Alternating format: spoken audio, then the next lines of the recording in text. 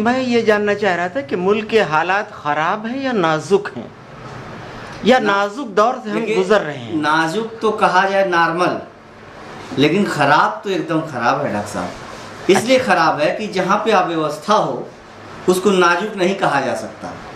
खराब शब्द मैंने इसलिए इस्तेमाल किया है कि देश के हालात बद से बदतर हैं। हाँ, तो मैं समझ सकता हूँ कि आपने इस अल्फाज को इसलिए इस्तेमाल किया है कि ये सारे लोगों के दिमाग में बैठ जाए और लोग समझ लें। जी जी जी जी, बहुत अच्छी बात है। तो इसलिए कि बहुत पहले से हम उन कदमों की आहट जान लेते हैं, तुझे जिंदगी हम दूर से पहचान। शायर ने यूं कहा है, आते हुए कदमों की आहट हम जान लेते हैं, ऐ जिंदगी तुझे हम बहुत दूर से पहचान लेते हैं। हाँ सर, वही जी है जनाब, कि आगे कहें आप। मुद्दतें गुजर गई और तेरी याद आई भी ना हमें, हम तुम्हें भूल गए हो ऐसा भी नहीं। मैं इस वक्त किसी शायर या शायरी पर बात करने के लिए नहीं, हिंदुस्तान के नाजुक गुजरते हुए दौर यानी परेशानियों के दौर पर मैं बात कर रहा था। आपने छेड़ दिया था, इसलिए मैं जी जी जी, तो मैं आपके नजरिए की तारीफ करता हूं और मैं ये जानना चाह रहा था आपसे कि रहमानी साहब ये बताएं, आप जो हमारा देश, जो हमारा प्रदेश जिस घड़ी से गुजर रहा है, हमें और क्या करना चाहिए कि हम उससे बाहर और अच्छे से बाहर चले आएं? देखिए डॉक्टर साहब, कम नुकसान। देखिए हम लोग किसी हाउस के मेंबर नहीं हैं, हम लोग के पास ताकत नहीं है। ताकत हुकूमत के पास है और हुकूमत में जो हैं वही लोग कुछ कर सकते हैं, देश को संभाल सकते हैं, गिरते हुए आवाम को उठा सकते हैं। क्योंकि देखिए इस मुल्क के इस वक्त मालिक हैं, राजा हैं जनाब नरेंद्र मोदी साहब। जी, मैं आपसे इत्तेफाक करता हूँ। वो चाहेंगे तो इस है ना, किसी शायर ने कहा कि हम शौक से तूफान में चले जाते हैं, हम शौक से तूफान में चले जाते हैं, यूं झूम के मरते हैं कि जी जाते हैं। अगर जीना आवाम को सिखाना चाहेंगे तो नरेंद्र मोदी साहब सिखा सकते। देखिए बहुत सारी बातें ठीक हैं, आप किसी बहुत बड़े पोस्ट पर नहीं है, हाउस के मेंबर नहीं है, लेकिन आपको ये बात नहीं भूल जाना चाहिए कि अगर लगातार बूंद का कतरा किसी पत्थर पर गिरता रहे तो वो पत्थर में छेद कर देता है। कोशिश करने में क्या गलत है, क्यों नहीं कोशिश करना चाहिए? मैं आपको बता दूं कि आपने प्रवासियों को देखा होगा, उनके हालात को देखा होगा, जो दर बदर की ठोकरें खा रहे हैं जी। उनका कोई पुरसा हाल नहीं है। मेहनत कश मजदूर थे, वो आज सड़क पर, यानी बहुत से ऐसे से रत्न हैं, आप चाहिए देखिए ऐसे से रत्न हैं, लेकिन वो इस वक्त कूड़े के ढेर में तब्दील हो गए हैं। हाँ, वक्त बहुत कीमती, बहुत बलवान, मैं बताऊं कि लोग इतना दूरियां बना लिए हैं कि अगर प्रवासी किसी सड़क पे तड़प रहा है तो उसको कोई मुड़ कर देखने वाला नहीं है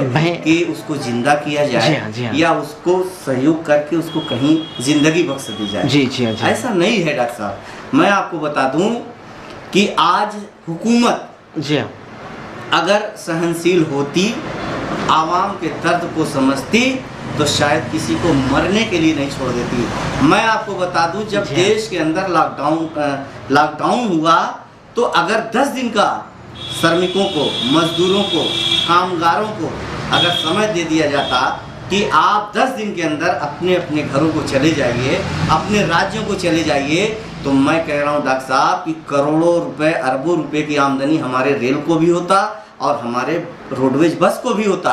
क्योंकि जब लॉकडाउन हुआ तो सबके पास पैसे थे, जितने मजदूर गरीब थे सबके पास पैसा था, लेकिन जब पैसे खत्म होने लगे, लोगों के सामने भूखमरी के हालात पैदा हो गए, लोग मरने के लिए बेबस हो गए और बीमारियां जब पैदा हो गई तो हमारी हुकूमत ने कहा कि अब जाओ।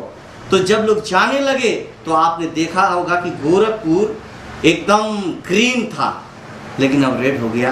देखिए कैसे आप की सारी बातों से मैं पूरी तरह इत्तेफाक करता हूं, मैं आपके साथ हूं, लेकिन आप एक लाइन और भी जान लीजिए कि अल्फाज इस्तेमाल किया गया सोशल डिस्टेंसिंग।